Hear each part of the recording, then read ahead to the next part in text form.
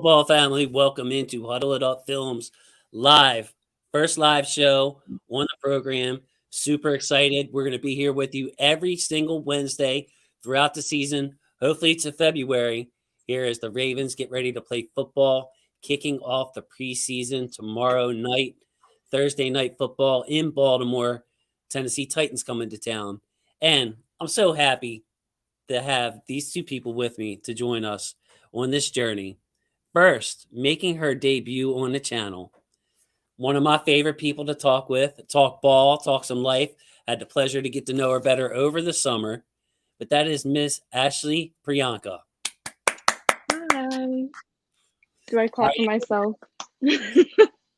how are you feeling? And introduce yourself to everybody. I'm feeling good. I'm like he said, I'm Ashley Priyanka. You can find me on Twitter at the same @ you see on the screen, and I'm just a big Ravens fan, ready to talk football with family. That's right. I love it. Football is family. And, the best part about having Ashley on here is like Garnet and I are so old. So we wanted someone with some enthusiasm to the program. And then also, we needed a referee in here because sometimes the man at the bottom of our screen right here, at least he is on my screen, well known, a man who almost made me cry on YouTube by sending a signed Ray Lewis jersey, authenticated and everything else. The sergeant, the Marine, the man himself. It is Sergeant Garnet West on the program. Hey, thank you, guys. Thank you, Jason. Hey, man, that was flattering, man. Garnet, so here we are, buddy. Another season. Preseason's upon us. What's your opening thoughts, bro? I don't ever have to beg you for words. Man, this is very, very interesting on so many levels, man. Who would have thought, season two, basically for us, man, in so many ways. I never thought you gave me the opportunity, for the first season with me, you and Jacob, and man, I never forget after the first show, like man, I can get used to doing this with my brothers, man. And all of a sudden we got a new sister here, to join the game. But yeah, man, I can't wait. We started a lot of great things on this show. A lot of things were created, and a lot of things hopefully were new creations with the new trio. I guess with the new Wolf Pack. You know what I mean? So I'm all about it, man. Right. And no doubt about it. And we're going to have a chance to talk plenty of football throughout the weeks. But I wanted to mention here on the first show, people were asking for us to do this, so I'm really happy to provide this to all the fans. I just want to thank the viewers out there who are watching now and those who are going to watch on the replay. I encourage you to participate. Doing this for you guys, and it makes me really happy. We will have the film throughout the season. If I have the film, I'm going to show you guys the film, and that's really the basis of the channel. But it's important to talk about what's going on with the team and how it affects us and to give some context. So here we go. Are you guys ready? First thing I wanted to talk about, this was my idea because I'm actually excited about this, is the running back competition. Now, the Ravens will usually carry 4 running backs, and I don't see that being any different this year. They'll probably carry 4 because one of the running backs who we expect to be back by the beginning of the season, J.K. Dobbins, is kind of easing his way off of that major injury this year. So other than J.K., you have Gus still out working his way back, timetable unknown. Then you have Mike Davis, Justice Hill, the rookie Tyler Beatty, Corey Clement, and, of course, Nate McCrary is still around. Fierce competition among that spot. I mean, think about this. One of those guys with J.K. coming off of injury is probably going to get about 10 touches a game to start the season to be in that committee with J.K., or maybe they split it up 5 here, 8 here, or however they do it. And a couple of these guys might not even be on the team. They might not even make the practice squad. So, ladies first, might as well start with Ashley. Ashley, who do you like out of this group? What are your overall feeling on the running back position? Because as you know, last year, not having that speed really changed what we could do on offense. Yeah, honestly, I have high hopes for really any of them. I really like Corey Clement. I like Justice Hill. I was surprised by Nate McCreary last year. Just we're a run first offense, and no matter who's in there, they're most likely going to look good because that's what I know. Greg Roman's a little controversial, but that is something he does right. So I think no matter who's out, they're going to help each other look good too. Awesome. Garnett, what you think? You got any favorites over there? For the backup role, I would say, Justice Hill. I know it's one of those things where got me already. First one, yeah. So with Justice Hill, I feel that we really ain't seen. It's crazy. All these years that he's been here, I think we never really seen the full gamut of Justice Hill, and I feel that he has all the capabilities of being a nice plug and play, substitute, temporary running back for us, especially with the line that we recreated and also with the scheme that we run. It really favors, and he's a really underrated, strong runner. He might not have a lot of, elusiveness, but yeah, he got a little bit, but he's a really, really strong runner to the point where once you make contact with him, he still moves forward. Like the one game that always sticks out in my head is the Green Bay preseason game where literally you see it. It's like the slashing ability that he has. But Justice Hill is my guy. After that, I want to see what Beatty is all about due to the fact that coming from the SEC, playing top Power 5 competition week on a weekend basis. I think he's going to be good. I feel that he's going to be a Chester Taylor type of guy. I don't know if I know we got a young Ravens fan base now, but Chester Taylor was that dude, on third downs, man. He got paid, when he went to Minnesota because of those reasons. But Aquads, aka Mike Davis, I feel he's going to be the guy that takes over for Gus. But yeah, in that those are my three guys, in that order. So I wanted to talk about Justice Hill. I think most of us have been underwhelmed with him as a runner. And, Greg Roman, as Ashley said, makes everybody look better. But when you went back and you looked at Justice Hill's yards per carry compared to like Mark Ingram even and JK and Gus, he was always just a hair under those guys, which tells you something. Some of that is luck and opportunity and sample size. But other than the one game, I believe it was against Pittsburgh at home, we really haven't seen Justice Hill, consistently hit the holes. And like you said, Garnett, there's a lot of things to like about him. I think he runs bigger than he is. He definitely lowers his pad, finishes through contact. And of course, you didn't even mention he's one of our core, like best special teamers. When you're talking about a guy that can play gunner for you, your all-star special teamers. I mean, if you imagine him and Tylan Wallace being, playing gunner with Jordan Stout's leg, it's going to be hard for other teams to get good field position on us unless we shoot ourselves in the foot. So Justice Hill has all that working for him. And then just a personal note, when I was out at the practice, guys, Justice Hill looked quick. Like I had my eyes on him, and like it's a non-padded practice. There's really nothing you can gain from it. But just his sheer movement when he was breaking away downfield and finishing his runs, he looked as fast as I had seen him. And, the reason I'm bringing that up, everybody knows he's fast. But if you go back, do yourself a favor, look at Justice Hill in his last year of college when he came off the ACL injury, I believe. And then go look at the year before that. He was much faster in the year before that. You could see that 4.4 speed jump off the page. So maybe he's finally getting himself back after a year of resting his legs and really rehabbing that thing and possibly being in the best shape of his life. So, Ashley, what do you think about the rookie, Tyler Beatty? Me personally, I'm excited to see him because all the other guys we've seen in the NFL before, aside from Tyler Beatty, it would be a huge bonus if he came out and just dominated tomorrow night. Yeah, the thing with rookies is I try not to I don't want to put too much pressure on them. We saw that last year with Rashad Bateman. A lot of people put way too much pressure on him, and has a high ceiling, and so does Tyler Beatty. But I don't want to, expect him to be on JK's level breaking out like that. But I do have high hopes, and especially with the one thing Greg Roman can do right. I know that all of the running backs are going to do what they need to do, especially in the offense that we have set up for them. Yeah, and Garnett, do you feel like any of these guys is a lock other than Beatty? I mean, the Ravens aren't going to cut a draft pick before the season starts. So you'll have JK definitely on the roster, and you'll have definitely, in my opinion, Beatty on the roster. Gus will be on IR or start on PUP. So out of those other, 4 guys, who would you say is a lock for one of the last 2 spots? Anybody, or is it that wide open? Well, Jason I think it's a no-brainer with Mike Davis because of the fact that we don't have a lot of big backs, if you really think about it, like other than Gus. JK, how much JK is like 208, about somewhere around He there. plays big, but again, he's coming off the injury, so you might have somebody else.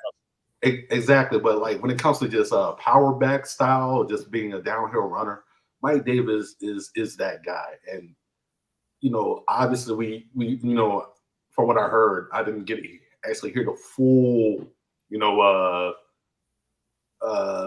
radio show, or I guess the segment with John Harbaugh when he talked about Gus, but he also said, "Oh my God, Yuri, there he is." Yeah, Yuri, testing that out. I figured you could take it, man. Yeah, my guy. But back to Mike Davis. It's just the fact, and with Gus, I should say. Yeah, John, I guess he was on a radio show and he was talking about like his slow and steady with Gus, which I'm perfectly fine with, man. ACLs is no joke, especially when there's different, degrees of injuries with that and all that stuff. I should know. But the one thing for that, Mike Davis is the dude, man. 230 pounds of solid. Just everything about him is the same way Gus, after contact, falls forward. It's the same way Mike Davis is. And one just 6'1.5", and Mike Davis like 5'10". That's what I'm saying. One's just a much bigger man and with some huge legs. If I dare to say so myself, man. That's a double toss for us in the young community. But yes, he could rock the hoochie daddy shorts. I imagine Garnet. Absolutely, man. Yeah. Hey, sun's out, guns out, and I'm talking about the quad. So, different kind of guns there. So, Ashley, final thoughts on the running backs before we move on. Anything else you wanted to add? I'm very confident in the running backs. I was happy with everybody that we signed, happy with everyone drafted. I think it's going to be great. The only thing is that it's kind of unrelated, but I remember before we signed Mike Davis and things about Saquon was up in the air, I really wanted him in Baltimore, like really bad. But then that was in the unpopular opinion, so Ravens fans made it known. The Purple Patrol, as Garnet would say, made it known. Yeah, he invented that term on this show, by the way. He's very proud of that. And I'm not sure how to feel about that, Garnet. Go ahead, man. Yeah. So here, Jason. All right, let's talk about the bread and butter a little bit. The Purple Patrol. So when I accidentally discovered that, it literally popped in my head due to the fact of just the the annoying side of just the fanboyish of the community, right? But the fact that you don't fall in that category, in my opinion. You're not like that. You study the film, you watch the game, you give an honest opinion. Just because we draft somebody, it's like you're still going to keep your opinion. Which that's why I say you are the man. You know what I mean? So you're a nonconformist, just like me and Ashley.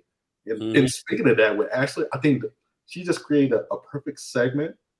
And what she said about, what did you say about the opinion? The first popular opinion. Unpopular opinion. I think that would do wonders. Because I swear, there's obviously, like I said, there's two sides of our fan base, and I think that's pretty catchy. See, start some on day one, baby. Day one. Yeah, I'm wondering about Saquon for fantasy purposes because I was kind of out in front of this and haven't been drafting him for a couple of years, letting other people take the chance. Because if you know me, I don't like high bust potential for my first round picks. That goes for the Ravens and that goes for my fantasy football teams. There've been a couple of picks that under the Eric DaCosta, high upside but high bust side, and it makes me a little nervous. Just say. But yeah, so Saquon, that would have been I feel like Ashley, he's due to bounce back though. You know what I mean? Can't keep him down forever. He still has talent. He's still strong. I mean, even if he lost a little speed, that guy was a freak athlete at the combine. I'll never forget this. So speaking of injury, it's a common theme. It's like we're still a beat up team. Everybody, I think, thinks, all right, well, last year they were injured. This year, we're back. We're not really back. And one of those guys who's not back as of yet is Ronnie Stanley. Important to talk about because of how important he is to this team. I mean, if we get good left tackle play, look out for this offense. That's really, in my opinion, all we need because we're pretty solid everywhere. Yeah, we could use another playmaker. Yeah, we need some guys to step up. We need Zeitler and Moses and Tyler Linderbaum and all that. But the quickest thing that can derail this season is a left tackle. If bad left tackle play, we need Ronnie back. So Harbaugh, I believe it was either early this week or at the end of last week, was saying that his return wasn't imminent, man. I tweeted that out, quote tweeted it. I was like, man, I'm starting to think of Ronnie as the dad who said he was leaving to get a pack of smokes. Like, I don't even know if he's coming back, if he's going to come back, if he's even the same man anymore. Like, I'm getting worried. And then Ronnie posted something. I'm thinking it's Instagram. Ashley, correct me if I'm wrong. It was Where Instagram. Thank you. Where he was like, it basically said coming soon, me. So Ronnie's saying, hey, his return was imminent. Also saw some reports out there that maybe after the Arizona game is when they're shooting to get some of these guys back. Maybe Marcus Peters comes back. Garnet, feelings on Ronnie Stanley. Go for it. Anywhere you want to go, brother. All right, so we're running, man.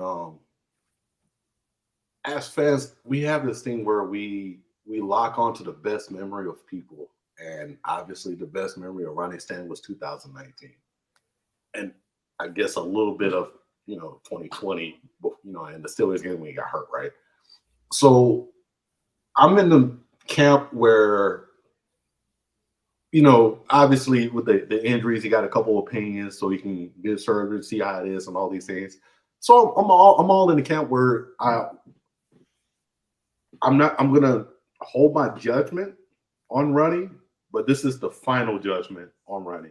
You know what I mean? It's one of those things. No, I ain't gonna say it. Almost did it again. So self-conscious. Yeah, that's two. Almost. It's partial. It's one and a half. One and a half. It's one of those things where kind of guy. So I called him out on it on our pre-meeting a couple of days ago or whatever. And I was like, man, I'm going to make it's one of those things where counter. So now Garnet has caught himself saying it twice. So just for anybody out there, that's what's happening there. Yeah, it's 1.5 right now. I give that. So we're running, man. I'm at the point where literally this is a put up or shut up season for Ronnie. We're paying him a buku amount of money. Obviously, he was the elite tackle when we paid him. And I'm just, it's like a car, a nice Bugatti or whatever, the most expensive car, right? Or we can say the I guess Mercedes came out with a nice truck or whatever, which is like ridiculous, right?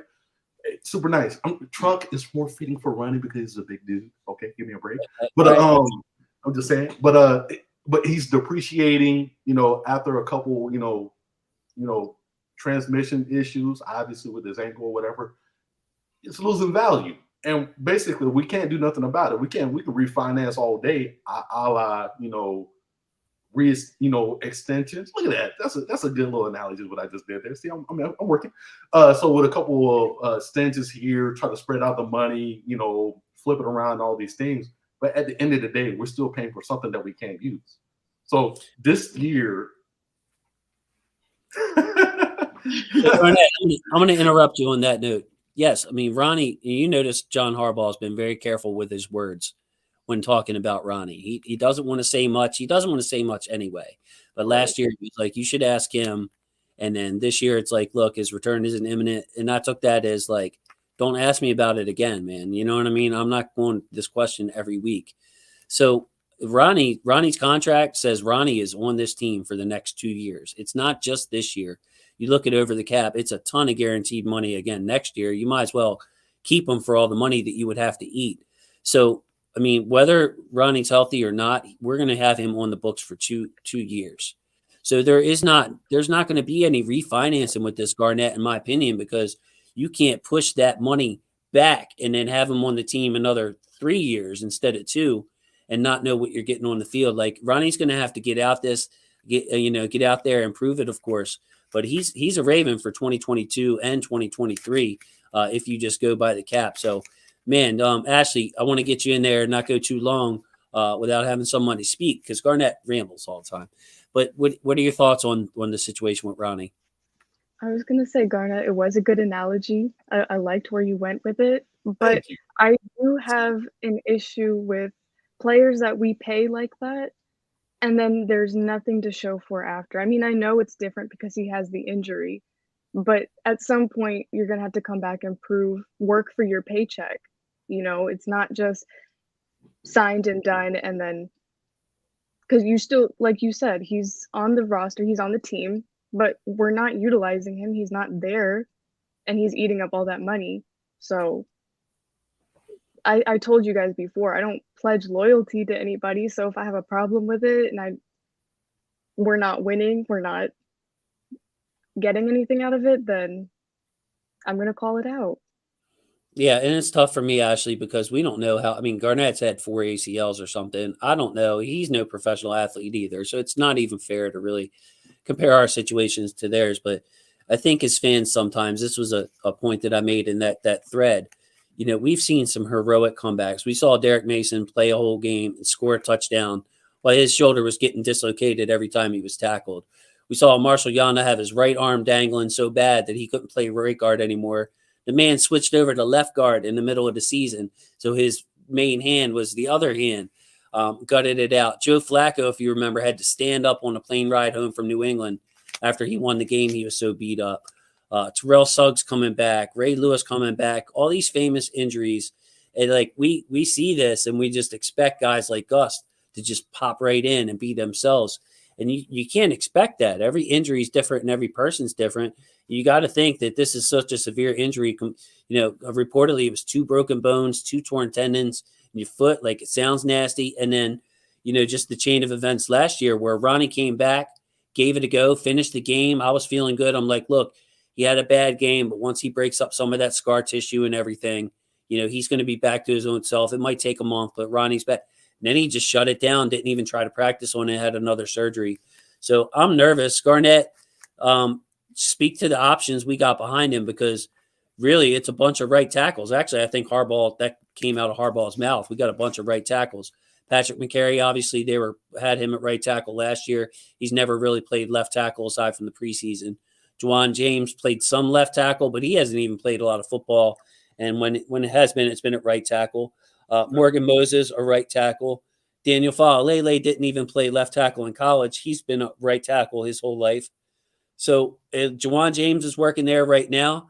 You know, your confidence level has got to be kind of low. At least mine is when it comes to backing up Ronnie. Yeah, I feel like we're in the same situation as last year, man. I think Juwan James told it, you know, straight up. I like Juwan James for this comment alone, where it's like, hey, it's like wiping your butt with the opposite hand. Like, you know, it's new to me or whatever. And all. Hey, what's up, guys, son? How you doing, man? Yeah, he's got some. What's up, buddy? Yes, sir. It's like, it's one of the things. Nope, I'm not saying it. I did it again. But so, you know, obviously a whole bunch of right tackles, no experience. I think Morgan Moses only played a couple snaps for half a game, or he might have played a full game at left tackle before. I think Cole mentioned it one time. Cole Jackson, good follow if anybody has not followed. But yeah, I feel like we're in the same situation as last year, man. We're hoping something works, and it's crazy to say that, but I think any of those guys are going to be better than Villanueva. But this is where it comes back, where I feel comfortable with your guy, my new guy, since I'm claiming him from last year. But you are the one that was talking about Patrick McCary. So it's one of the things where I feel confident with Patrick McCary, you know, substituting as a left tackle in the meantime. That gives time for you know, Faalele to, you know, to get a, take his time in the game, not rush him back. But yeah, McCarty's the guy to me. So I'm gonna squash your McCary idea, because even though it was my idea and I love it, Harbaugh doesn't seem to be with it. And then now Tyler Linderbaum's out for reportedly 1 to 2 weeks, and McCary's our backup center. So it's like, you know, he's the one that was working at training camp behind Linderbaum. I didn't see McCary working at tackle at all. So man, Ashley, do you agree with Garnet? Like, you would feel better than you did last year with Villanueva? What's your concern level on, you know, if Ronnie's off to a slow start or if he has to miss a month or something like that? Yeah, I like our backup options because we don't have to endure the weekly Villanueva holding calls anymore. So anything is better than that. And Yeah. I did like Patrick McCary, but since you just said that about him backing up center, then I don't. Yeah, and I was calling for it last year because I was just tired of seeing Villanueva. I thought, you know, well, you know, Lamar just needs a left tackle. You know, but your blind side, you can't see it. You've got to trust it. If Patrick McCary's your best tackle, playing the best tackle, put him at left tackle. give Lamar some confidence, because from the right side, Lamar can see what's coming from a mile away. I mean, he's got great vision. So if you had Tyree Phillips or somebody else over there last year, whoever it was, it's not a big a deal as your blind side. But yeah, I got a lot of pushback for that. Garnet remembers. Thank you for the credit, by the way. But yeah, with Linderbaum out, I'm not sure that would happen. So Juwan James was working on the second team. By the way, I think Juwan James was a very good player when he played. It's just that he's been injured for most of the last, I want to say, 3 years. So you're counting on a guy that, that hasn't played left tackle and then hasn't played a lot of football. Definitely a sore spot for the Ravens. Ashley, kick us off. Last thoughts on this before we move on to the next topic. I think it's a big improvement from last year. I know that all of those guys are fully capable of it, and as long as we're confident in that, they're confident in that, and their coaches like John, they're confident in it, there's no reason to have second doubts about it. Got it. Yeah. Okay. Yeah, I'm more confident last year. Garnett, final thoughts before we move on to the next topic, sir. Just be 5 seconds. Hey, man, we've seen a lot of things happen. I would be surprised if Lily gets an opportunity or a left tackle due to just Juwan James injuries. Morgan Moses is really a solid right tackle. So I would not be surprised if we do see a Lele, or we'll see the injury for Linderbaum. I don't think it's that serious. So I feel like anything goes at the left tackle, because obviously our quarterback is way more important than being stubborn. Yeah. And Yuri Marshall, our buddy Marshall, just noted he's been seeing James get the left tackle reps recently. So he's a guy. I mean, I believe Juwan James should play. This is a guy who hasn't played a lot of football. We will see him in the preseason, I would imagine, tomorrow night, and get a good idea. So the next topic bleeds right in. How will John Harbaugh handle this preseason? Now, he expressed regret. They were called him on camera last year after JK went down, and he's questioning himself, and the players are telling him it's okay, it's a freak injury. And then, over the offseason, y'all know, that watch every press conference, asked if he would do things differently. Harbaugh he was like, yeah, I probably am. So how will Harbs handle the preseason? I'm going to just put it out like this. Will we see any Lamar Jackson? And not only Lamar Jackson, I'm going to put another couple of players in this category, and you can separate them or lump them together. Like your Justin Houston, there's really no reason for him to play. Marcus Williams, super important. Maybe even Kevin Zeitler. Like, what else does he really have to work on? Will Lamar or the vets play at all? Do you want them to play for a quarter? Start with Ashley. What are your thoughts on how Harbaugh will and should handle the preseason, the games themselves? Well, I hope John did learn from last year, from his mistakes. And I think, especially Lamar, he's earned the spot to not have to play in preseason. I mean, Aaron Rodgers hasn't played a preseason game in how long? Like, Lamar is on that level. Well, I don't want to say he's on Aaron Rodgers level, but he's a vet now. He's proved himself. There's really no reason for him to get in there, especially when he's been warming up, doing the practices, all that. We know what he's capable of. There's no reason for him to be in there and potentially risk another injury, because he's coming off of an injury. Very true. I mean, what if he's saying to you, though, Ashley, look, Coach Ashley, I just won a couple of series with the guys. I want to throw a couple of passes to Bateman. Is there any way he could talk you into that, or is that something that Harbaugh should stay strong on if he feels Lamar shouldn't play? I think he should stay strong on it. I think he should just hold out on it. I don't see a reason for it, really. G? Yeah, there's no reason for a lot of the key critical pieces to be on the field starting in the preseason game. Obviously, Lamar.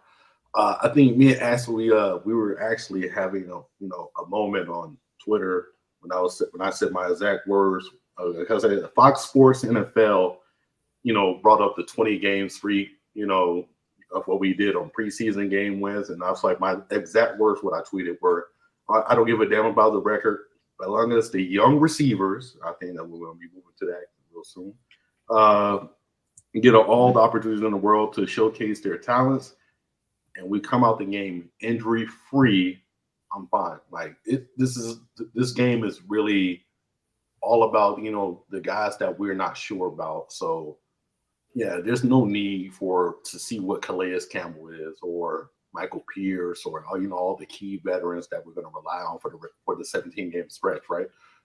It's all about let's see what Mekhi Polk, a fan favorite for a lot of people, my favorite, Shamar Bridges, and guys for like Batty or it's the only thing that I would like to see when it comes to a starter getting snaps is obviously like the left side of the line when it comes to the left guard, because we don't know who's going to be the starter. And then also while we was talking about the left, the backup left tackle that's really going to be starting left tackle due to we're not knowing what Stanley's going to be. Yeah, and you only have so many spots, Garnett. So some of these guys are going to play. I mean, Ben Cleveland, Tyree Phillips, they're definitely going to play. Ben Powers, but I'm talking about guys like Lamar, and like you said, you gave two great examples: Calais, Michael Pierce. Why? You know what I mean? There's no reason. You have plenty of guys that can take reps in those situations. So I'm kind of with you guys now. I mean, I'm kind of selfish and old school where I want to see the offense get in a rhythm for a couple of drives, but the way it's a year-to-year thing. You have to have a feel for what is it? Read the room. You know what I mean? You have to be able to read the room.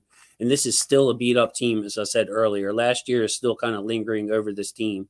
So, we really can't afford to have any mishaps in a preseason game and to have that here we go again and have players looking at Harbaugh sideways. So, for me, no. I mean, I would just, be firm with Lamar if he wants to play. Lamar, you're not playing.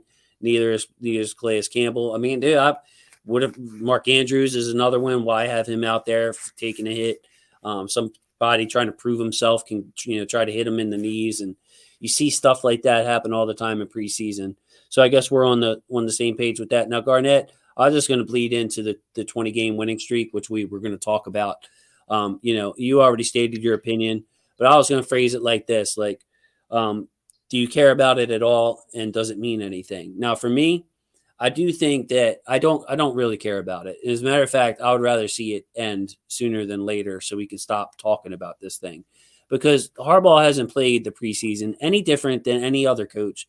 In fact, there was like some stats last year that came out that he was playing his starters, quote unquote, less than other teams.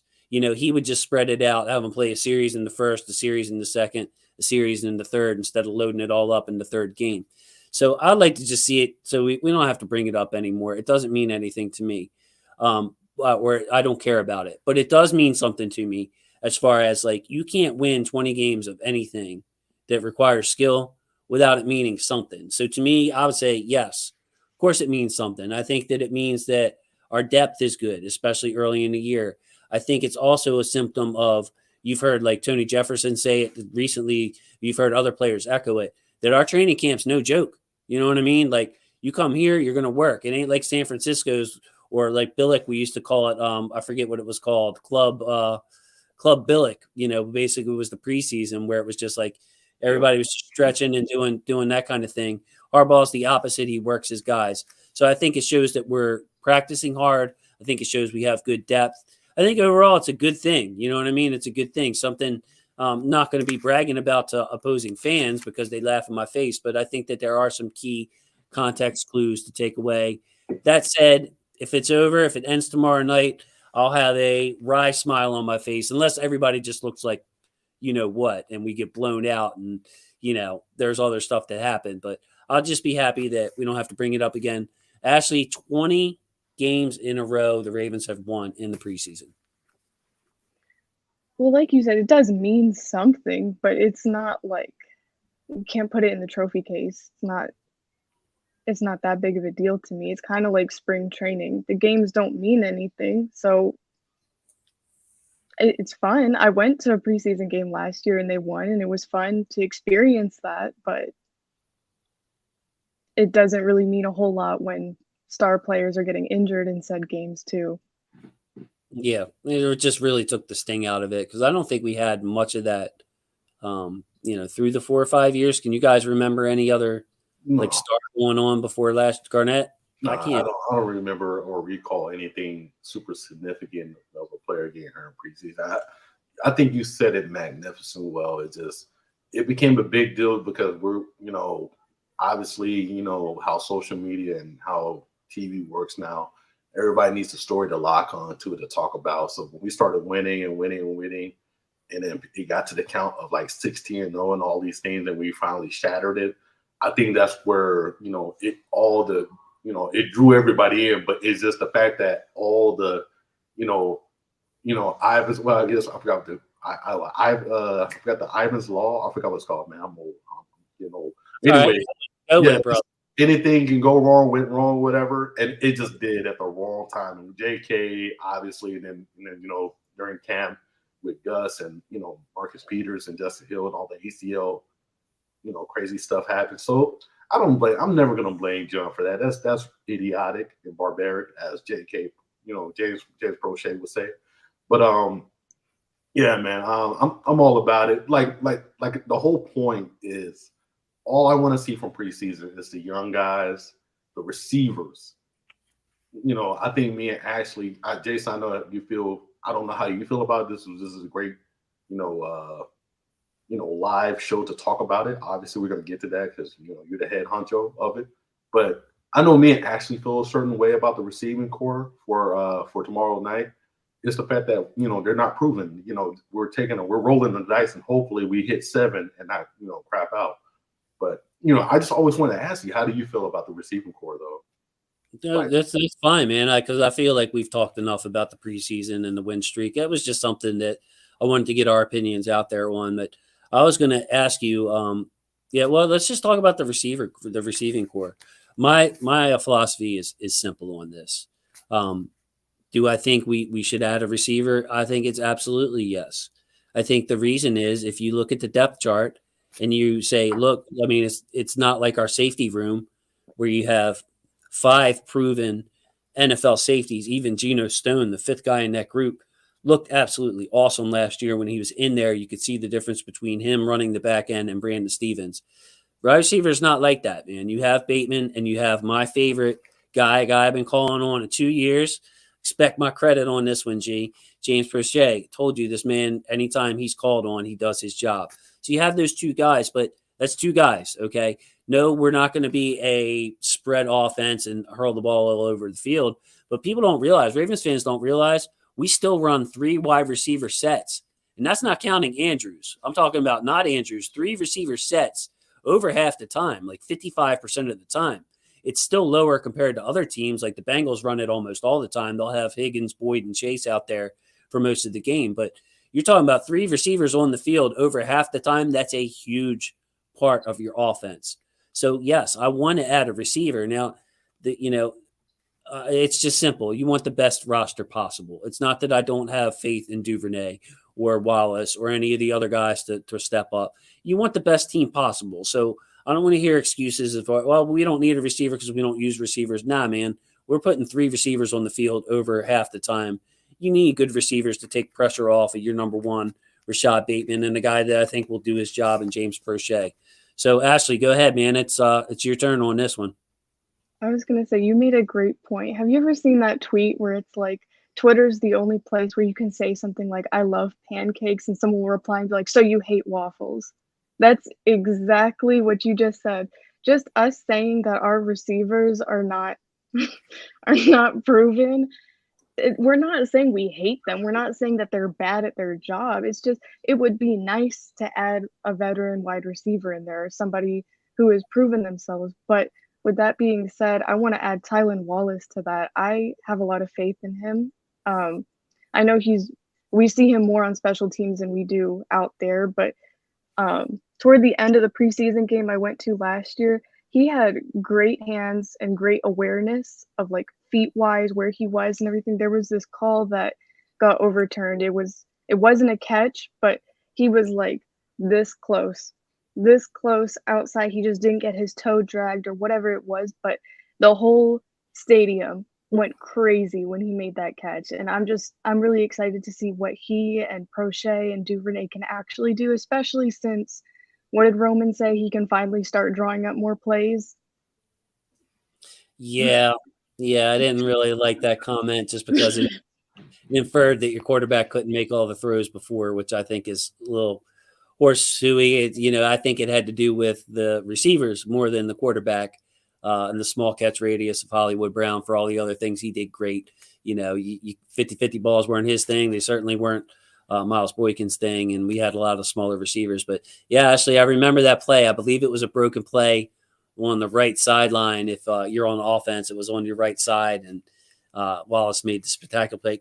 Great ball skills for Tylan Wallace. I love the fact the scout and Miss Priyanka, the field awareness in the feet. Garnet, man, we struck gold with Ashley, bro. Absolutely. Hey, the fact that that's what she had a key moment and a key memory of greatness of a player, man. Hey, sis. Much respect, homie. Much respect. Yeah, Garnet, though, Wallace has been really quiet this preseason. And when I was at the stadium practice, and you can only take so much from the practice, but he was on the second team slot. He was working behind Prochet in the slot, the second team. And then when the third team came out there, he was playing outside receiver. So basically guys like Benjamin Victor were playing on the outside and not Wallace. Jamar Bridges was playing on the outside and not Wallace. Forgetting other people, but man, it really looked like he was getting lost in the shuffle for a player that, I mean, I'm kind of with Ashley here. Like, I think he can be a starting NFL receiver sooner than later. Yeah, Jason, I have a question. When he was there, was he playing on the left side or the right side when he was on the outside? He was on the right side where he was in college. Okay, so you know exactly what I was talking about. I'm just real curious about him due to the fact that he is literally the only, other than Duvernay, we know Duvernay and Prochet are going to be those guys, or we're hoping for them to be the guys, but we know for a fact, for contract reasons, that they're going to be there, right? Same thing for Wallace, since, being a fourth round guy, you would think like, all right, well, obviously he's going to be there contract wise, but when it comes to play, is it going to happen or not? You know what I mean? And that's my biggest thing with Wallace is where we seen, highlights of him putting, 1,500 yards in college. We're just hoping that it translates over, man. That's the only guy I feel that has the athletic ability to it's not really to mirror Bateman, but at the same time to like be that guy. I feel confident because you see it. Sometimes you'll see it. Like I remember the one play thing. I'm gonna say this real quick. You have to be a sick mofo to be a gunner, as in the NFL. You have to be a sick-minded mofo. A little crazy in the head, man. Yeah, you have to be, man. Yeah. Like what a good dude of mine that I know. I don't know personally, but I know him due to just being around. But Ricardo Lockett, I don't know if a lot of people remember him, but he was he really got to start at Seattle as a gunner coming from Fort Valley State. And he was lights out, and that's what really got him play time. So, and the one thing from Tylan Wallace, he's been showing out as a gunner, and I'm just hoping that fearless mentality and that dog mentality can translate on, under the lights at receiver. Too. Garnet, man, I'm just gonna pick right up. Like Ashley said, he's got the potential. And then, like you said, I even said earlier, when I was talking about Justice Hill, Wallace is like a dog, a gunner.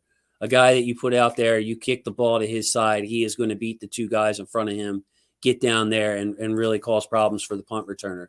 So he's probably going to be active on game days.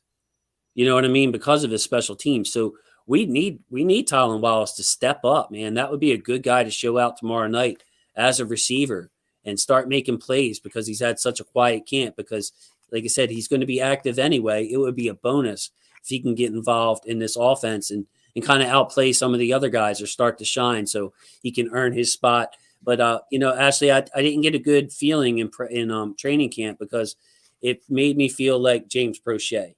Like, I felt like Tylan Wallace was on the James Prochet program, bro. Like, all right, you're just going to get 2 snaps on offense your first year, and here's your second year. You might get a couple of games like Prochet had last year against the Bengals and against the Broncos, I think it was, where he gets action.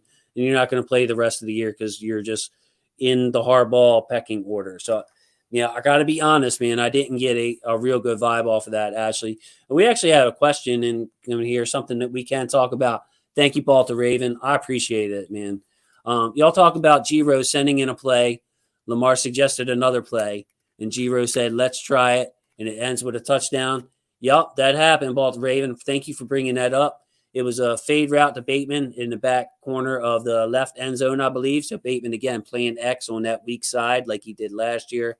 Lamar calling the play saying, hey, I want to try this fade route. It was a fade route in the back of the end zone. And, I love seeing Lamar doing this. The problem is, what's taking you so long, bro? What's taking you so long, G-Ro? If you see, I always go back to the 2-minute offense, Ashley. Garnett's heard me say this a million times. I go back to the 2-minute offense. When the Baltimore Ravens are in 2-minute offense at the end of the half or the end of the game, look up the stats, look at them compared to other teams. You can't say it's all prevent defense. I mean, these are like the Colts game. We needed to have it, even though they were beat up. Both Colts game, as a matter of fact, we came out second half up tempo. When it's up tempo and Lamar's in control of everything at the line of scrimmage, we've been good. So, G-Ro, what's taking you so darn long to give Lamar that kind of authority at the line of scrimmage? When he sees something, he's going to believe it's going to work. He's going to want to make that throw. Look, Ashley, when you tell the coach, I want to run this, there's just that. It's not like you can try any harder than you've been trying, but there's this little extra emphasis to really focus on this play. So, thoughts on that, Ashley? I think Lamar is still a little passive, and I think he needs to. I remember most of all, because he's my favorite player growing up, Peyton Manning. If he didn't agree with something, he would pretend like he didn't hear them and call his own plays. I think Lamar, maybe not exactly like that, but I think Lamar, he's earned that right to start calling his own plays if he doesn't agree with something. No, definitely. And he does seem soft-spoken and kind of a go-with-the-flow kind of guy. Like, I like when Lamar plays with a chip on his shoulder and he's out there chirping. But Lamar's, a lot of times Lamar's like a stay-in-your-lane kind of guy. You know what I mean? I'll let the coaches coach. I'm going to go out there, do what's asked, and which is great. But Garnett, from your star quarterback, I mean, I want to have one of the best players in the league staring there, looking at the defense across from him and saying, man, I see this, I see that. Stuff that your offensive coordinator can't tell way up in the booth, bro. These little indicators, man, and saying we should run this play because I know it's going to work. Yeah, first of all, I just got to say, Baltimore Raven, you are that guy. Look at this, by the way, bro. My first donation. Exactly. Thank you, brother. Thank you so much, man. God bless you. Thank you. Yes, sir, man. Hey, God bless you, brother. We love you, man. Football family, bro. And this is the next level that I wanted to see from Lamar. All elite quarterbacks have those. I'm so glad, my little sister over here, she dropping knowledge on us, on everybody around here. But Yep. Peyton Manning, all the great quarterbacks, the elite quarterbacks, they get to a point where they call their own shots, or they suggest. I'll say they suggest it. Right? It's one of the things where they got me. They get to the point where they're able to. They got the feel of the game. They understand the game. They understand tendencies of players. You watch film for a reason. Obviously, we always say pen and pad at every meeting type of stuff, right? But as a quarterback, you have to be able to break and dissect things at a faster rate. And Lamar's getting to the point where I want him, where I wanted him to be. And he's the one that's suggesting things to G-Ro. Right. It's to, man, it's over. Like, I feel like it's over too, because the fact that when the season, obviously when you get to that stretch and like, man, you know how many times Jason, I love you, man. You know how many times we did our shows and we talked about just a up-tempo pace, 2-minute warning and all those darn things. Quick passes when you don't have a good offensive line. How about just throw a 5-yard pass? God, man. Somebody other than Hollywood Brown. Somebody that can. Yeah, I remember all that. Brother, testify. Jesus. Hey, we need a soundboard, man. We need a soundboard. But just get back on note, man, so before we rattle off.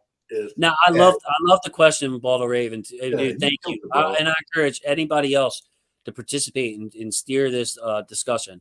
This is great because I should have thought of that. I wish I would have added it on the sheet. But something Garnett said is what I'm going back to. It's the fact that he wasn't asking, like before we saw Harbaugh ask Lamar, hey, Lamar, you want to go for it? Yeah, hell yeah, coach, I want to go for it. This was Lamar saying, hey, coach, let's do this. There's a difference between that. There's a comfort. And it's a veteran thing, and I love seeing Lamar. I don't want to say he's in the shell. I mean, I don't know. Nobody knows Lamar, but he is very focused on his job. He's not trying to do anybody else's job. I love seeing that kind of collaboration with G-Ro, and I hope it's happening throughout the week where none of us can see, where Lamar says, man, I can beat this guy or the edge. He can't stick with me. let's run 8 read options this week just because that this defensive end on this side can't stick with me. Or, the other, hey, we shouldn't be running this read option on this team. Their safeties are fast. They're flowing to the edge.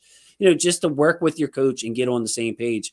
Quarterback is not like another player. Like say, Garnet, get in there and do this. Garnet, get in there and do that.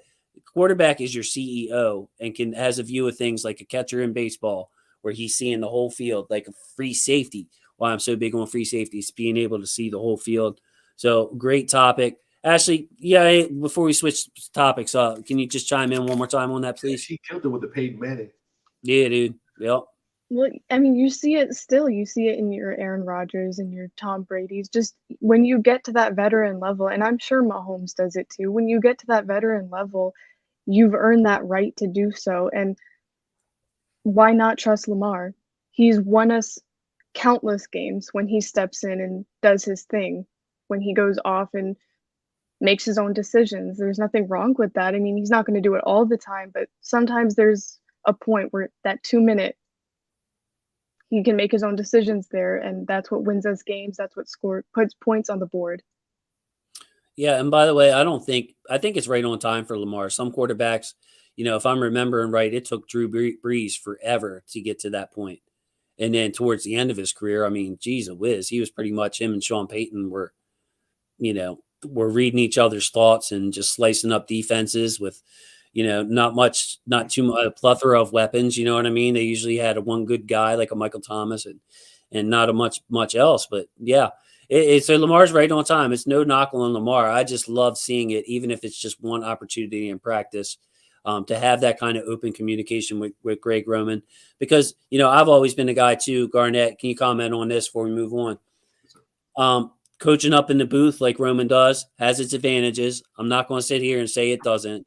You can see the whole field. If you've ever sat in the upper deck, you can see that whole field and everything unfold, and it's a beautiful sight, like the all-22 that you find on the program. But there's something about being there and reading your quarterback's eyes, being in person, talking to each other this close and not over a headphone, that personal touch. Again, being old school, I kind of wish that Roman was down there. Yeah, and that's the thing about it's really one of the things where it's out of respect, but when the pressure situations come on, that's when it snaps almost to a T. I know Joe Burrow. I forgot the article. I know it was against the Kansas City Chiefs where he really just. I think the microphone. I know my guy. Hey, lunch break, hot take. Hey, when you do your solo films, man, you got to get them on, man, or just get one of them on. Either you're gonna get Brodney, and Brodney, yeah, Brodney, or you're gonna get Jose, man. They're good people, man. Those my people, man. Real good people. Yeah, thanks for checking in, guys. Yeah, and then Alec, hey man, hey, thank you, man. He said check the Venmo, Jason. Good, that's a good brother right there. That's my Twitter lawyer as we speak. I know my dude, why is Alec's picture looks like he took it when he was 15? Alec, explain that, brother. Alec has that classic, like if I was an advertisement, you want to clear your credit, like he's good man. But that's my Twitter lawyer right there, man. He's fighting a good case for me. He is, but he's reminding me of one of these ladies that has a picture of themselves from like 15 years ago in their profile. You know what I mean? Like, Alec, where you moved into a new house. Get the. I know you look good in that picture, Alec. Just move on from it, man.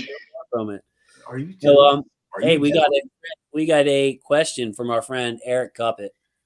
This is one of my good friends. As a matter of fact, Mr. Eric Cuppett, I've known for quite a long time.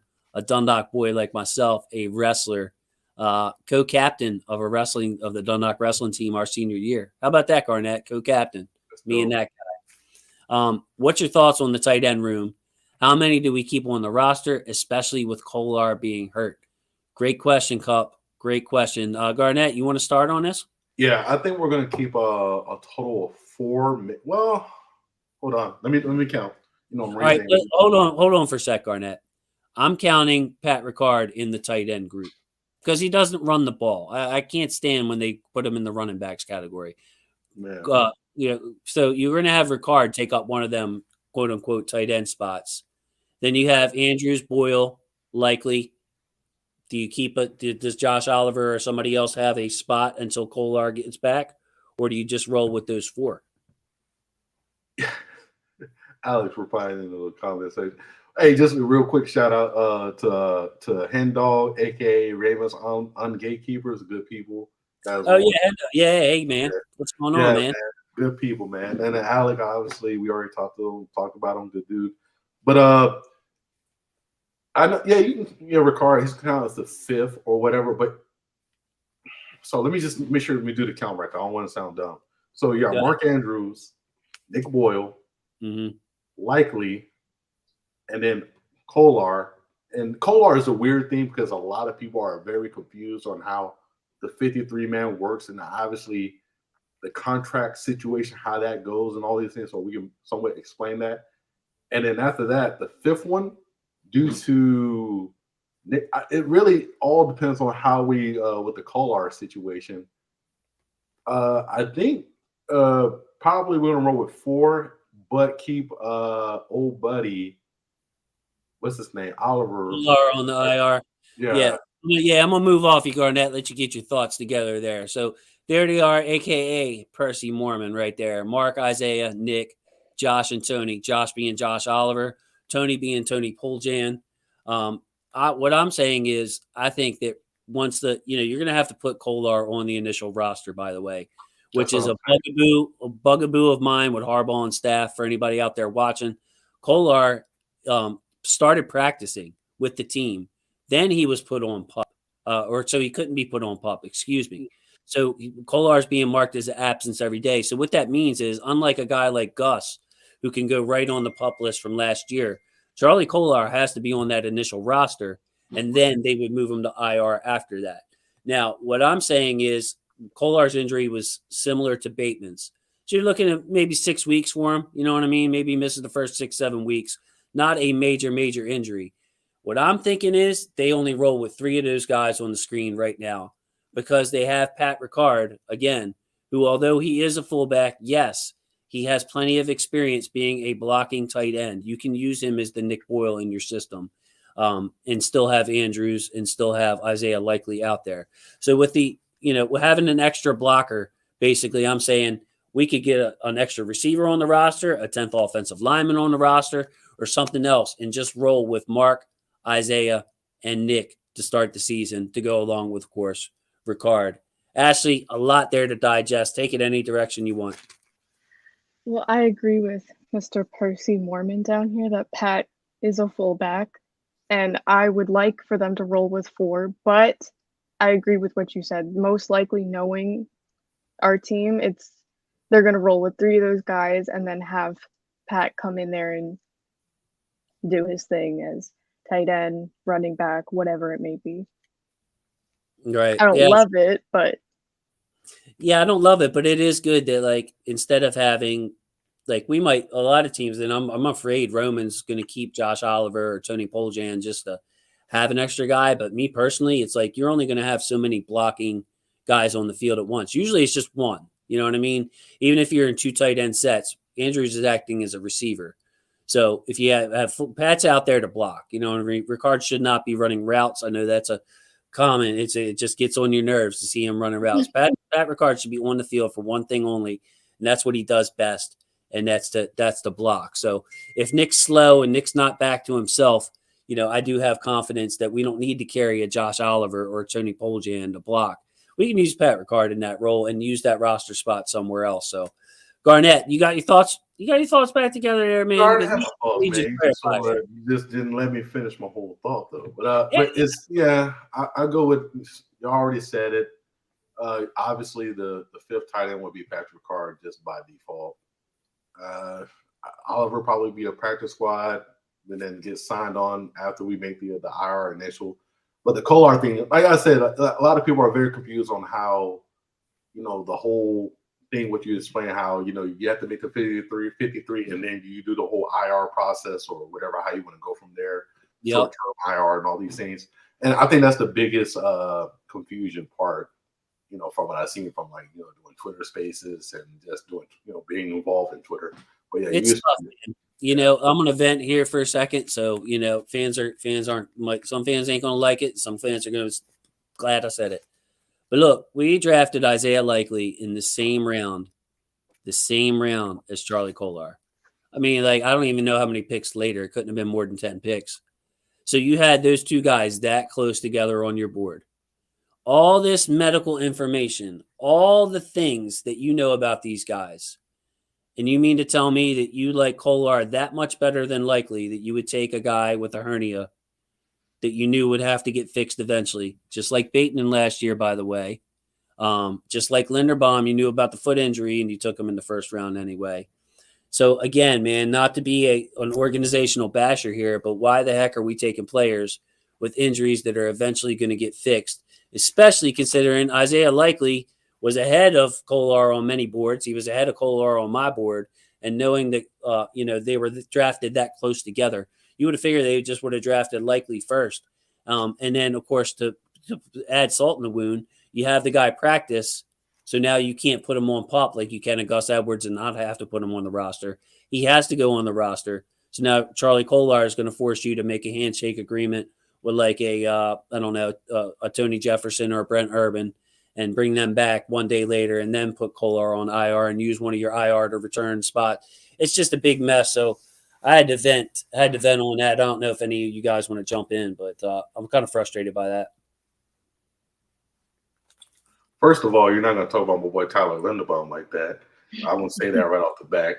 We don't know what it's going to be, if it was actually a Liz-Frank injury or not. For Harbaugh, I don't trust Harbaugh with injury. I think none of us do. So we'll see what happens and go play out. Second, I do agree with everything after that. So yeah, I'm at the see. It's a win-win situation for both, right? But I'm a big fan of Charlie Kolar. I think he's a better route runner than Likely, but we'll see when he gets back what he's capable of doing. But yeah, man, you hit it right on that nail when it comes to just the situation at hand.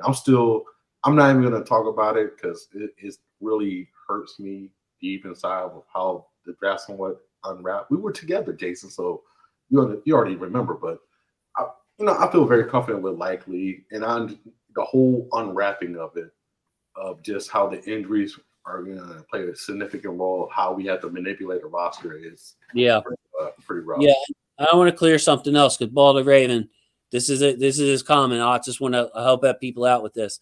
Would not clear waivers. So, see, in the NFL, you can make handshake agreements. It's something the Ravens have done very, very good at.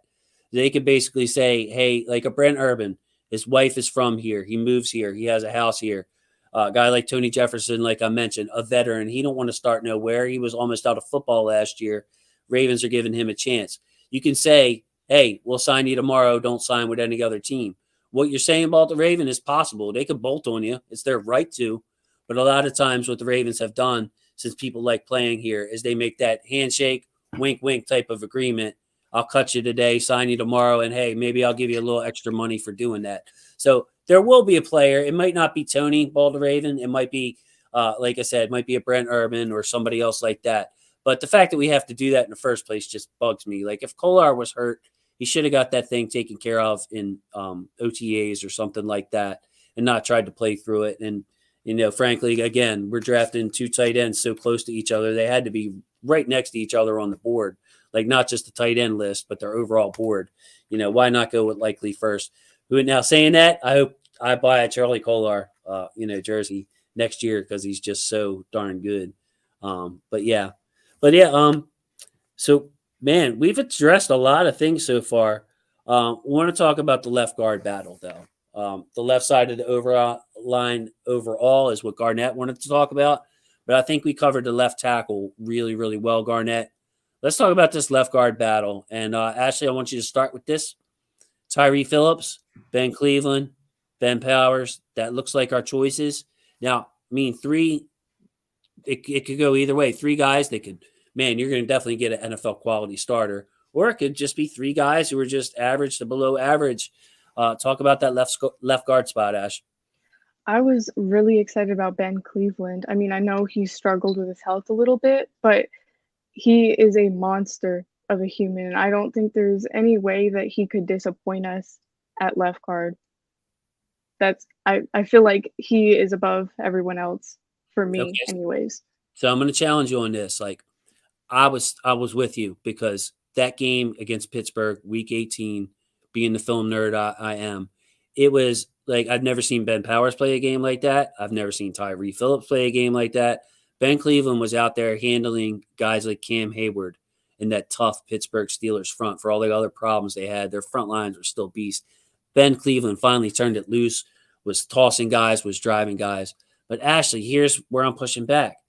The man couldn't pass a conditioning test for 5 weeks, and he was banged up last year.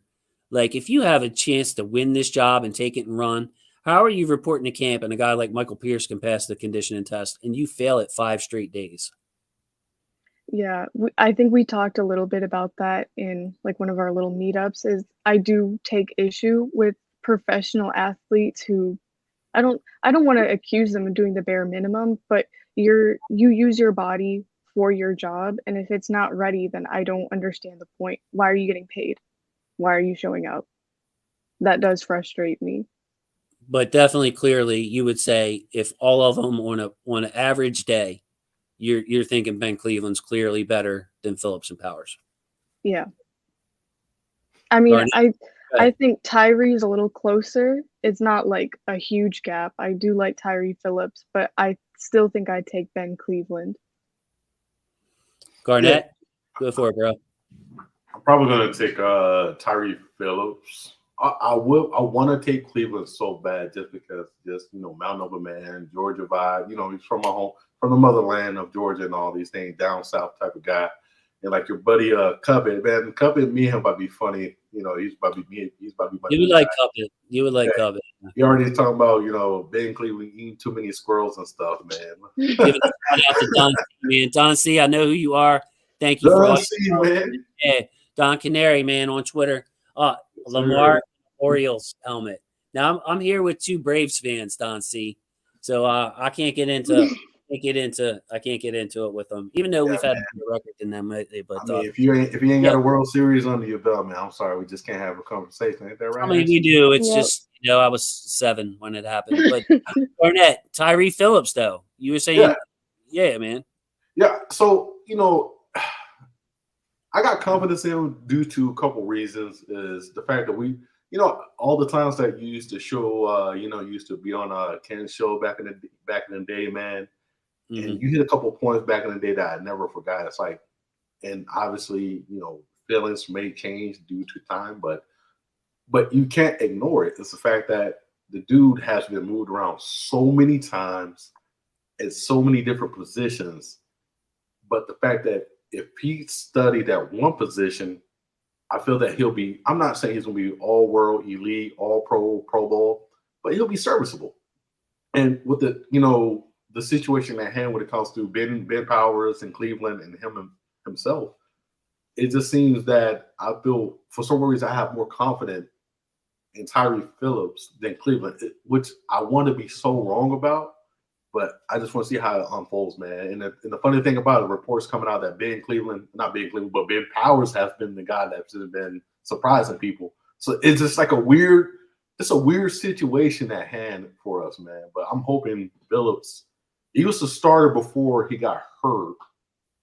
And I'm hoping Cleveland can take the spot, but now it's Ben Powers. So I really don't know how to feel about this guard position. Yeah, I don't know how to feel about it either. And if I'm being honest with myself and all the people out there, ladies and gents, I don't feel great about it if Ben Powers is getting run with the ones because Ben Powers is heading into year 4, a contract year. Now I will say it's possible the Ravens are going to try to show him off and trade him. Okay, so that's a possibility. You could do what you did with Ben Bredesen last year. Somebody goes down in preseason and they need a guard bad. Well, okay, Ben Powers isn't terrible. We bring back trade value to the Ravens, and Ravens still have Phillips in Cleveland. But you know what you get with Ben Powers, and that is, I would say, just average play. Now, I know a lot of these stats and PFF and that kind of thing, they try to make offensive line play black and white. He made the block or he missed the block. But we know that's not the way it goes. Like offensive line versus defensive line is often a stalemate.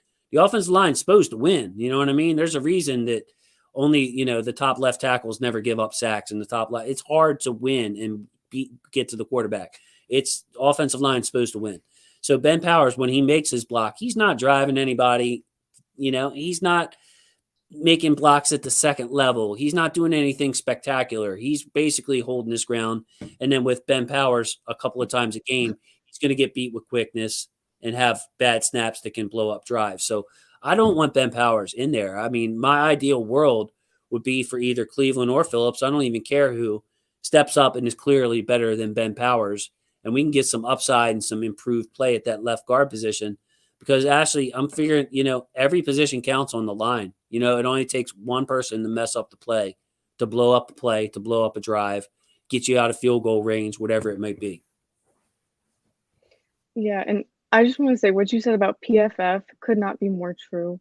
It's not even just about the line. Literally everything they post is it's the most random cherry-picked stat, and they act like it's factual and black and white, like you said. And I don't think anybody should be using that as their source. By the way, Ashley, sorry to interrupt, but drops are the same thing. Pressures are the same thing. Like, all of us could watch 20 plays, whether it's a drop or not, and we would all have different numbers, and we would all have different ones that we thought was a drop and what wasn't. And then pressures, dude, football is much more.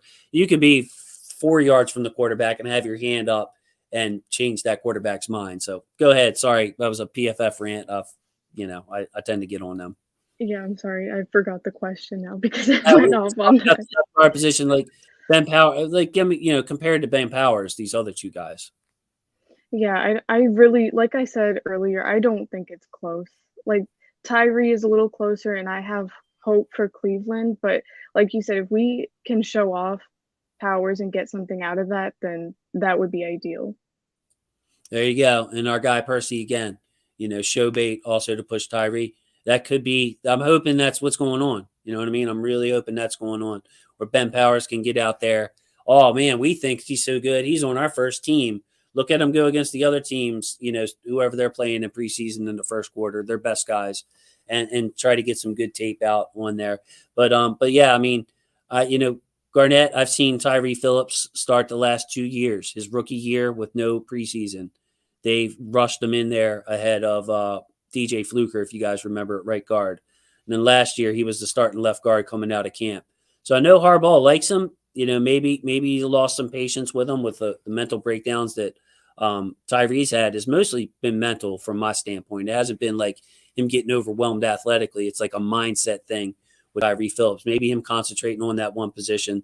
So that's definitely going to work out, something to look out for tomorrow. Garnet, final thoughts before we get to our final question of the night?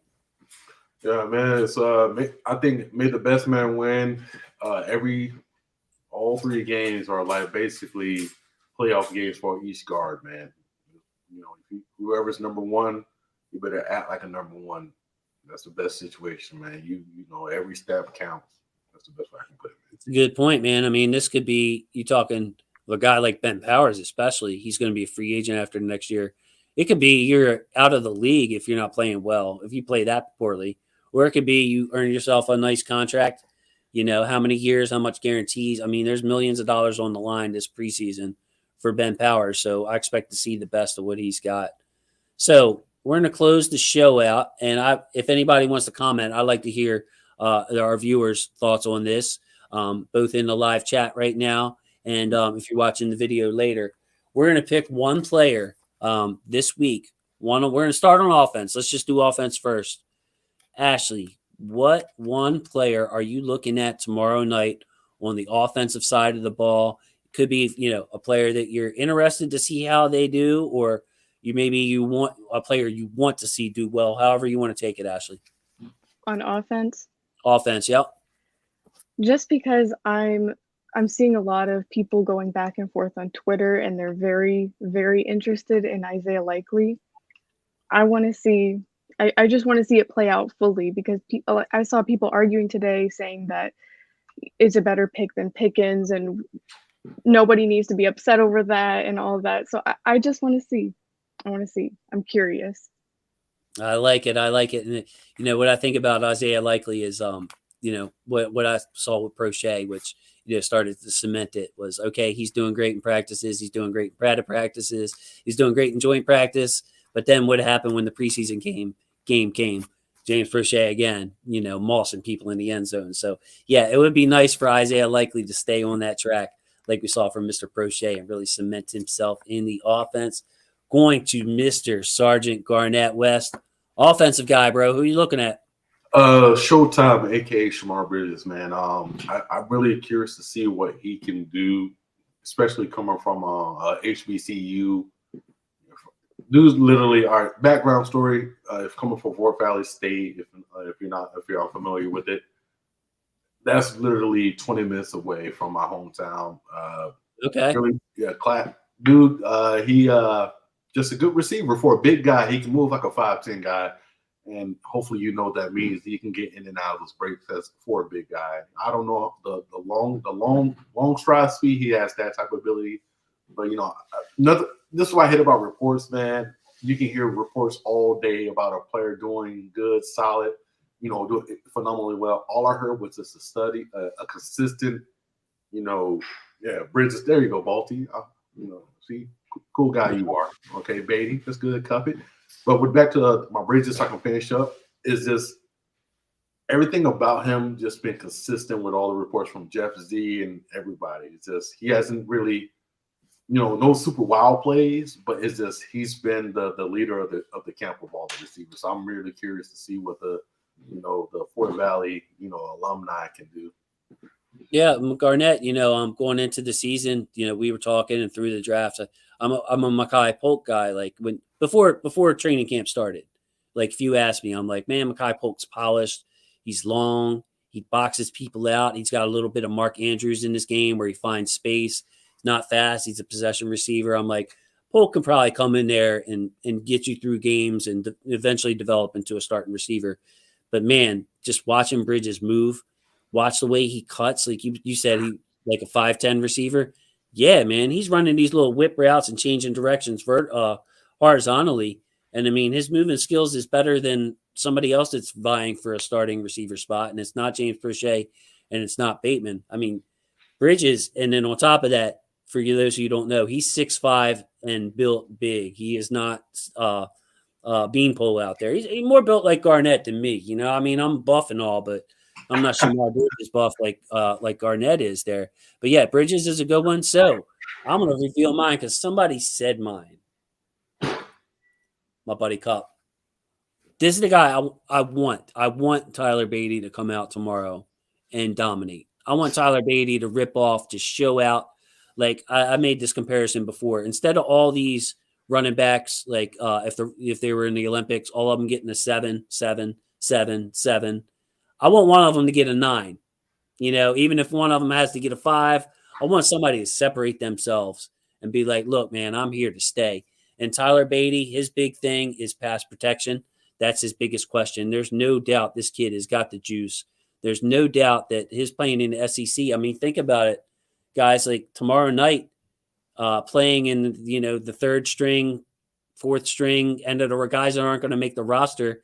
I mean, it's still the NFL. There's a step up from the SEC, but it's not a giant leap like it would be a playoff game against a number one defense. It's nothing Tyler Beatty can't handle is what I'm saying. So I want to see him go over there and look like the back he was in college, hitting the right holes, picking up Greg Roman's run scheme. Because if I look at all these other backs, I think he has the highest upside, even higher than Justice Hill. Anybody got any comment on him before we move on to defense?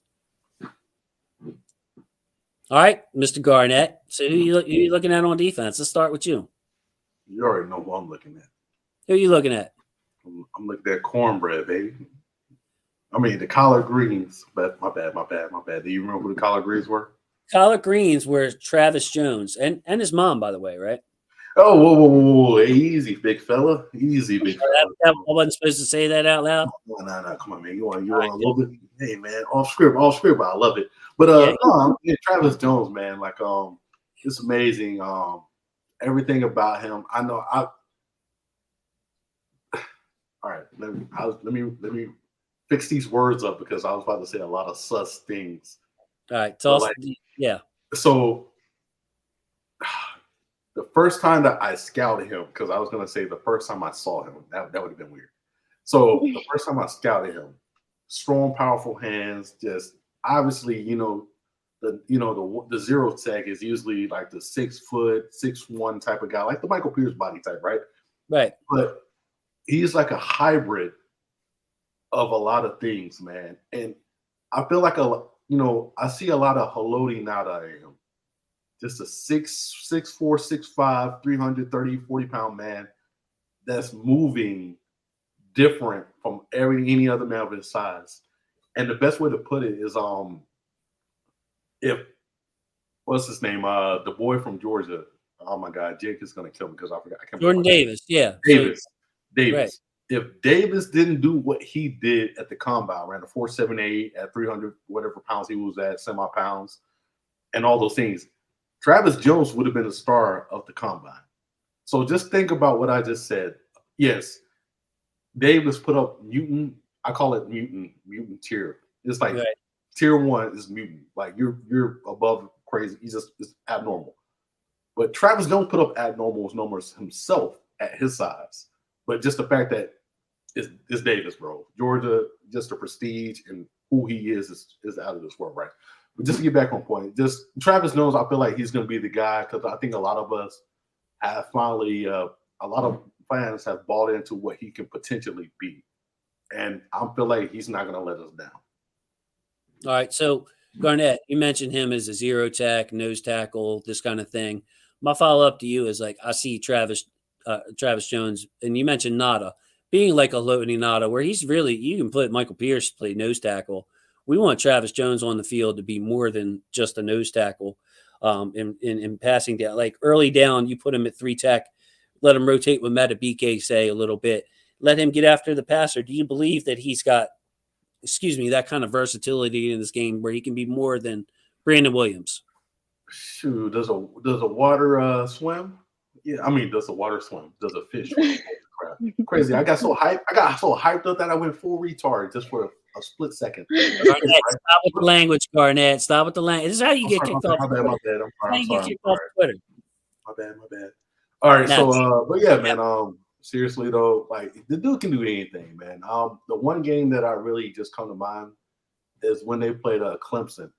And like literally, like obviously we always talk about the Iron Man, how he can just play, majority of the snaps. Like he literally can do all that and still be producing at a high level after a maximum of reps and snaps, that high snap count, right?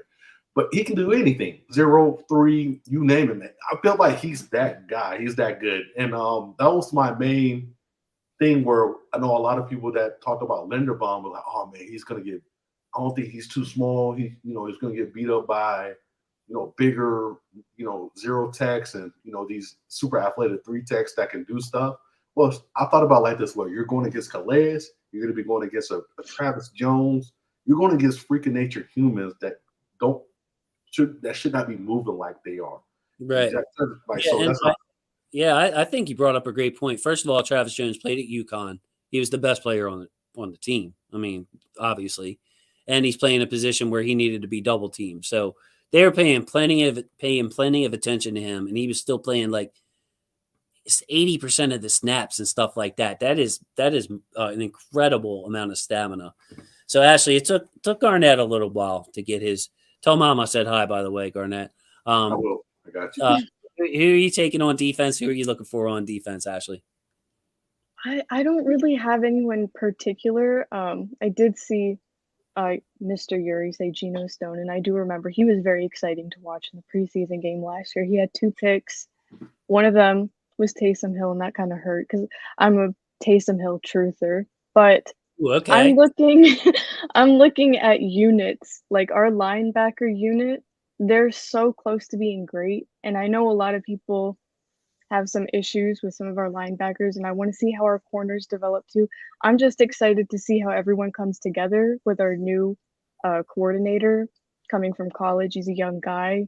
I wasn't the biggest Wink fan, so I'm just excited to see what the defense as a whole does. It would be nice if they communicated better, Ashley, is what I'm thinking. Like, because obviously they're not going to be blitzing like crazy tomorrow, or you don't want to show your hand. You just want to put the players in. Honestly, you put them in bad situations. You know what I mean? Like, okay, if I don't make, well, let's see what you do one-on-one without help. You know what I mean? Instead of catering to them or weaknesses, let's test them. But so yeah, we won't get like a ton from Mike McDonald, but it would be great just from like the communication standpoint is what I was Yeah. getting. If they're communicating well and they're all on the same page and they know what they're doing, man, Mike McDonald's a sneaky choice for like that's what you're looking for tomorrow. Even though of course the defensive game plan will be pretty vanilla. So me, I'm a little concerned about the cornerback position. So obviously Marlon, I think people are giving Marlon too hard of a time. I think Marlon will be fine. You just let him be Marlon and stop asking him to be everywhere and do everything on your defense. I think Marcus will be back. The recent reports were kind of positive that, Tony Lombardi, actually Russell Street report from his information said that Marcus will be there week 1. They're just taking their time and not rushing him on the field. So we'll see. That third spot though, Brandon Stevens has been out for since the stadium practice. So for over a week. So we're already a man down there. Pepe Williams and Jalen Armour Davis. So I'll cheat and give 2. I want to see those guys tomorrow night, and I want to see one of those guys just make a play. Even if it doesn't turn out to be an interception, a near interception, great play on the ball, bodying somebody towards the sideline, popping a ball out. I want to see those guys stand up against the other team's backups and show that they're on a starters type level from the get-go, because I'm a little bit worried about the cornerback position, especially if it takes Marcus a little bit while to get back in shape. I agree. I can't. So I'm a little opposite. I'm not really worried about the secondary, man. Really? Okay. Give it to I'm more worried about the, obviously, the outside linebacker situation is a straight garbage mess right now due to just injuries and people returning from injuries down the road. Beagle getting hurt. The Achilles. Yeah. That really struck hard. And in the moment we signed Steven Means and we get him on the field, he had to exit practice. So it's like we're literally, depending on Jamario Moon and whoever else that's going to play that role. Excuse my language. No, it's Jeremiah Moon and Chuck Wiley. That's it. Dale Nails, obviously, yeah. Yeah, and I think as much as like I feel I have trust in the fidelities of Fuller, and I think Armour Davis is going to be Anthony Aver 2.0.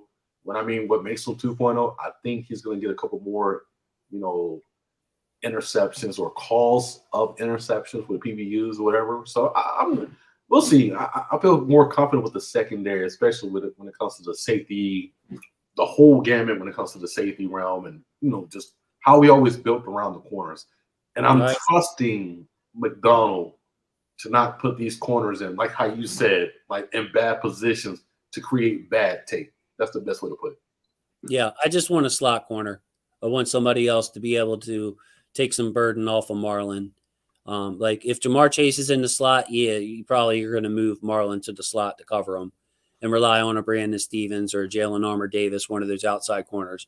But if Marlon's on the outside like he should be, then you need a smaller guy like a Pepe Williams to step in and to play in that slot. So I feel like I just want to see it. That if I want to see those guys step up and dominate preseason and have, like I said, instead of having everybody play at a level 8, give me one guy playing at a level 10. That you can carry that right into the season opener and say, all right, here's a small receiver, shifty receiver. You go cover that guy. You know what I mean? Or here's a fast receiver. You go cover that guy. So, man, what a night. First show. Guys, we did it. We got it done. Absolutely. How you feel, Ashley? I feel great. Awesome. I feel really great too, man. I like Baltimore, Balti Raven, excuse me. I'll bring him up one more time because he's got a good suggestion too. How about a bomb-ass game from Kyle Hamilton? That would be nice, I would love to see him in a jumbo nickel set, man. That's all I'm hoping for. Somebody of that nature. Yeah, that would be great. He'd cover big slots and receiving tight ends like Hamilton might be our guy before it's all said and done. Like we play a team like the Chiefs where he's on Kelsey. You know what I mean? And we don't have to. We're not putting a linebacker on Kelsey, having Malik Harrison for Pete's sake guard him like last year. But like put a Kyle Hamilton on him. Let him take. He's 6'4". He's almost as big as Kelsey is. Really, I mean, he's not as thick as Kelsey. He's got that grown man strength, but yeah, it would be great, man. Baltimore Raven. I thought if I know you on Twitter, by the way, make sure you say something, man. I would really like to thank you for donating to the chat, man. That meant a lot to me, man. That kind of struck me, and I will definitely take care of my co-host here, Ashley and Garnet. Garnet, how would you say Ashley did this evening? If you were I think she did awesome, man. From what Duncy said, obviously great guest. Duncy, Yuri, I'm just gonna have to do a quick little roll call. Percy, a lot of these guys that came through, man. I think they were very proud of our little sister right here holding it down, man. The fact that like you killed it. Like the Peyton Manning, that took me back because I'm a huge Peyton Manning fan. Like my top 3 favorite quarterbacks of all time: Brett Favre, Peyton Manning, and Aaron Rodgers, man. So when you said Peyton, it struck like, damn, she, my sister, she knows ball. Yeah, man, she was Baltimore Ravens flock best kept secret, but I'm tired of that, man. I can't share all football knowledge to myself, man. Like, Alex, of course, he knows, but I knew a little bit, but she got to show everybody tonight. Ashley, how did Garnet? Garnet's pretty terrible, isn't he? Like, absolutely.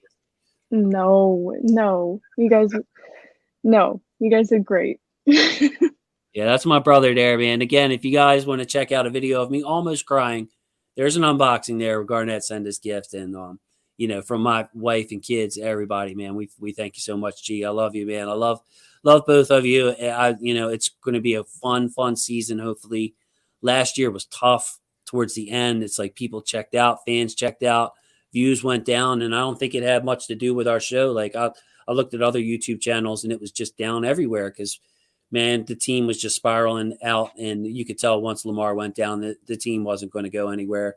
So hopefully we have all this good like karma built up for this year where we can make a run, and we'll be doing a show in February. Wouldn't that be nice? Hey, in the words of Kyle Hamilton, I think I'm getting roasted on social media right now. But I love it. I freaking love it. Hey, man, but hey, I think the hair looks good though, bro. Growing out the hair and the beard, that looks great. Absolutely, and freedom. This symbolizes freedom.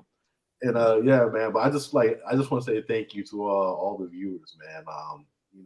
Like I said, I already ran it off some names, but Alec earlier, the guys from Unspeak High Take, Ungatekeeping, aka Hen Dog, man.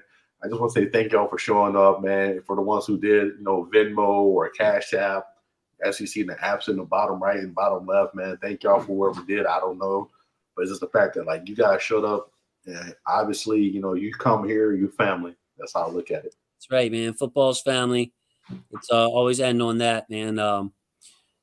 Some of us are lucky enough to have, great family, like actual siblings, mom, dad, and all that. Some of us aren't, and it just means a lot that we can come together. And football and sports has always been that for me, a bonding. It's teammates, man, blood, sweat, tears together, and as fans, it's like having a family. Like Ashley and I might argue and get mad at each other about, I don't know, defensive line play or something, but in the end, we're whether we need to add a receiver or whatever, you see it. But in the end, we're all rooting for the same thing. So with that, I would like to say thank you to my football family. I love my football family. We're going to be signing off. We'll see you guys next week. By the way, we're going to bump this show back to 8:30 because I believe Ravens Wired comes out every Wednesday at 8 o'clock. That was an oversight by myself. So we're going to have to bump the program back to 8:30. But we will see you guys next week. And with that, Ashley, Garnet, say goodbye to the people now. All right, guys. Good night, everyone. Thanks. My bad.